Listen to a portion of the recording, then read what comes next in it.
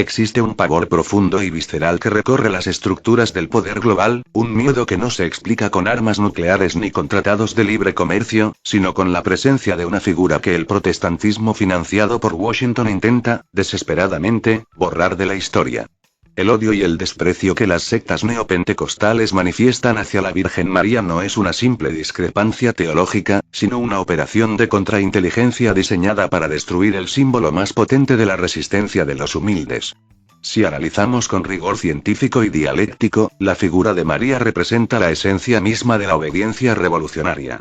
Un sí total a la voluntad divina que es, en la práctica, la negación absoluta de la soberbia del opresor. Los testimonios de los exorcistas, que relatan cómo las fuerzas del mal tiemblan más ante la mención de María que ante cualquier otro nombre humano, encuentran su correlato material en la geopolítica del siglo XX.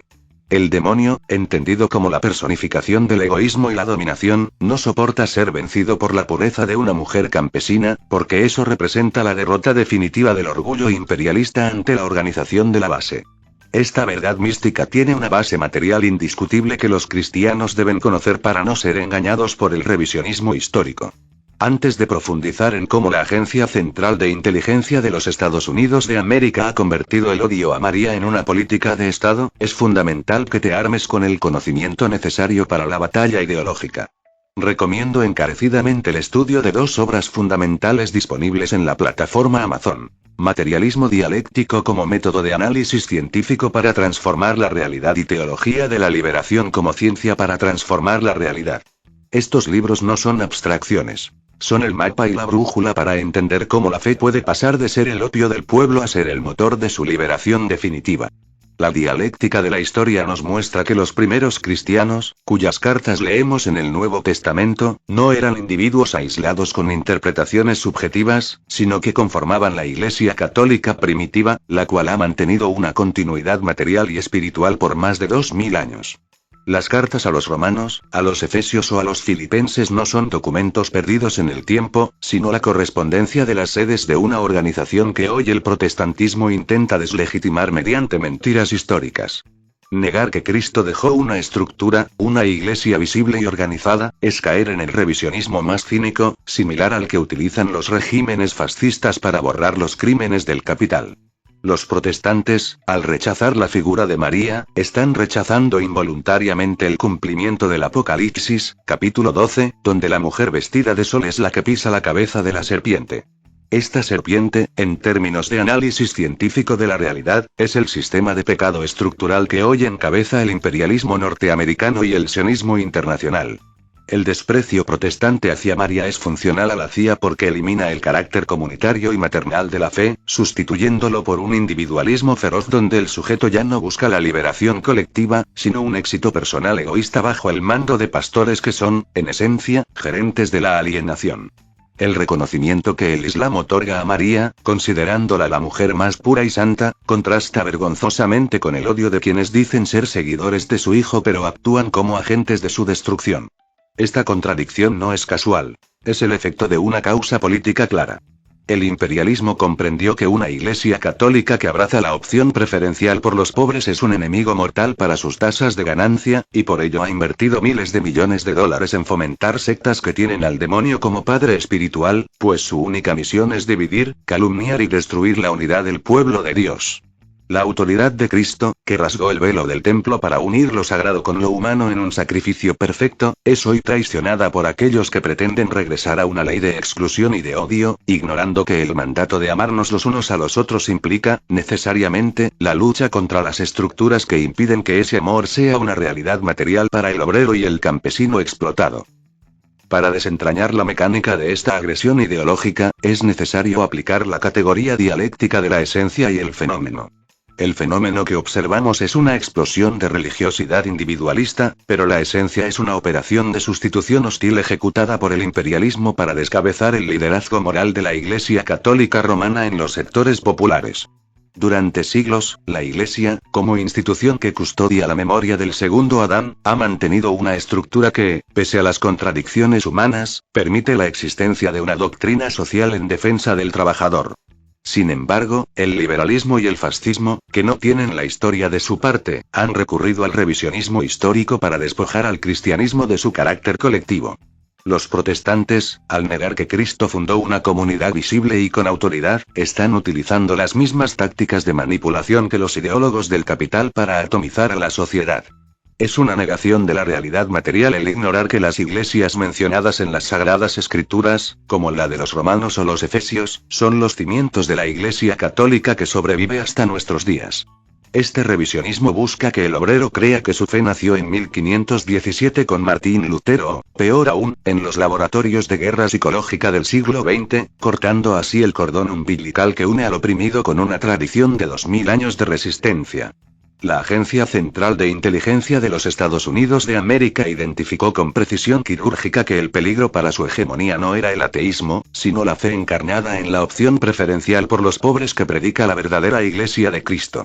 Por esta causa, financiaron la expansión de denominaciones que actúan como un cáncer en el tejido social, promoviendo un padre espiritual que no busca la verdad, sino la destrucción de la única institución capaz de frenar el avance del materialismo vulgar y el egoísmo sionista. La misión del demonio, que es la división y la mentira, se manifiesta hoy en el esfuerzo coordinado de estas sectas por atacar la autoridad de la Iglesia y la dignidad de la Virgen María, pues saben que ella es la protectora de los pequeños y la que tiene la misión profética de aplastar la cabeza de la serpiente imperialista.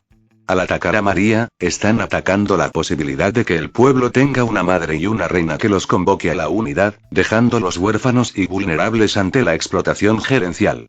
Es vergonzoso que sectores que se dicen cristianos se presten para ser el brazo ideológico del Pentágono, olvidando que Cristo vino a establecer una nueva ley de amor y solidaridad que anula la antigua ley del sacrificio animal y el egoísmo fariseo.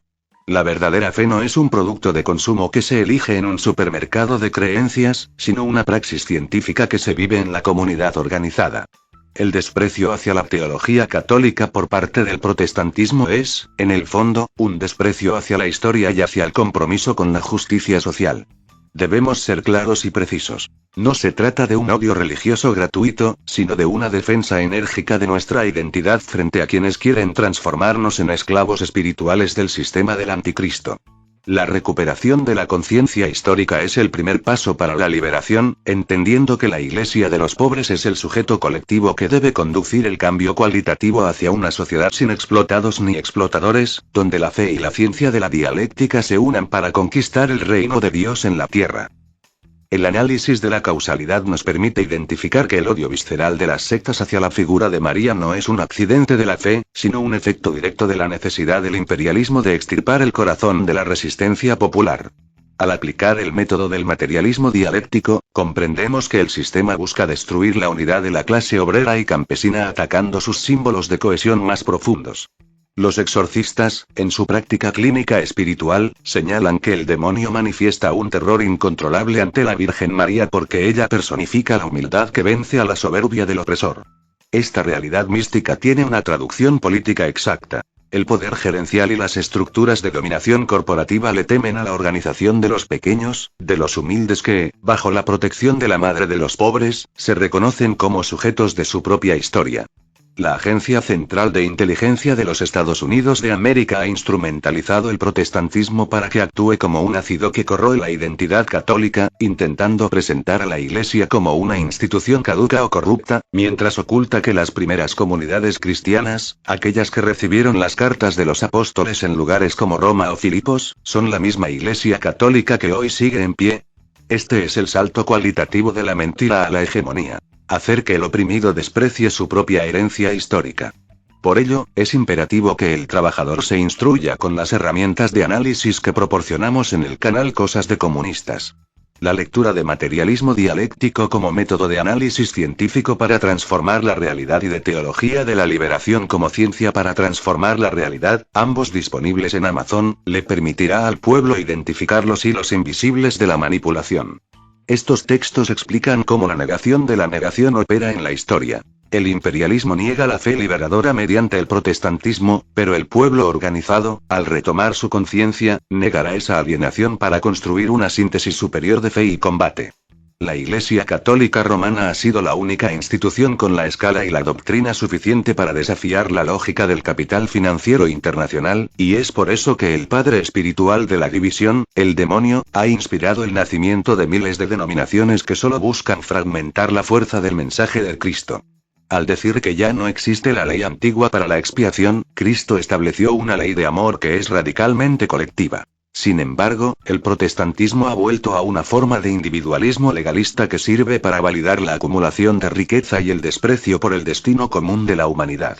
La misión del anticristo, que es la destrucción de la Iglesia de Cristo, se cumple hoy a través de cada predicador que, financiado por intereses extranjeros, utiliza el púlpito para calumniar a la Virgen María y para desmovilizar políticamente a sus seguidores.